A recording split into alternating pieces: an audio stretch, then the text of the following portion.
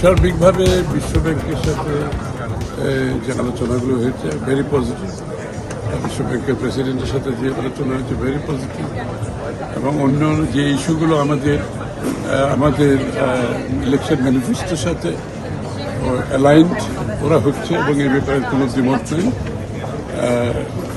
এবং IMF-এর বিভিন্ন wings, IFC সহ আমাদের দেশে যে ব্যাংকের যে সমস্যাগুলো আছে ওগুলোতে তারা রোল প্লে করতে চায়।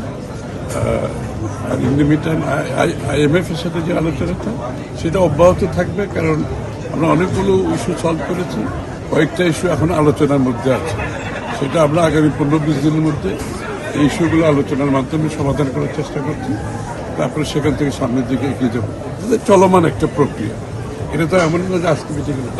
যেগুলো এখন আনরিজলভ রয়ে গেছে এগুলো আমরা আলোচনা চলবে, এটাই সিদ্ধান্ত হয়েছে, এবং সেটা আগামী 15 দিন পরে আমরা আলোচনার পর আমরা সিদ্ধান্ত নেব।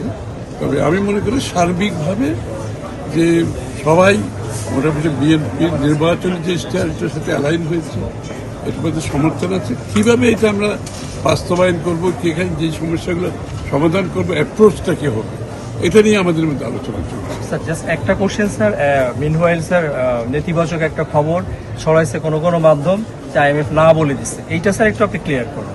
যারা IMF না বলেছে তাদের উত্তরটা তাদের দিতে হবে, আমি দেবো কিনা। আমি তো জানি যে এই ধরনের কোনো আলোচনা এখন ওই জায়গায় আমরা যাইই নেই। আমি তো মনে করি এখনো আমরা আলোচনা চলছে, সামনের দিকে যে বিষয়গুলো এখনো রিজলভ হয় নাই এগুলো আগামী দিনে আলোচনার মধ্যে আসবে, এটাই পরিষ্কার সিদ্ধান্ত। সুতরাং হ্যাঁ না তো বলার কোনো সুযোগ নাই।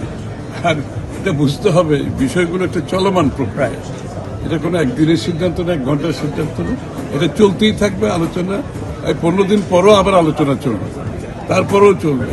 এইসব হচ্ছে this is all work in progress, চলতে থাকবে, এবং যত যেতে থাকবো আমরা এর মধ্যে সমাধান হবে, এর মধ্যে আমাদের কাজও চলতে থাকবে।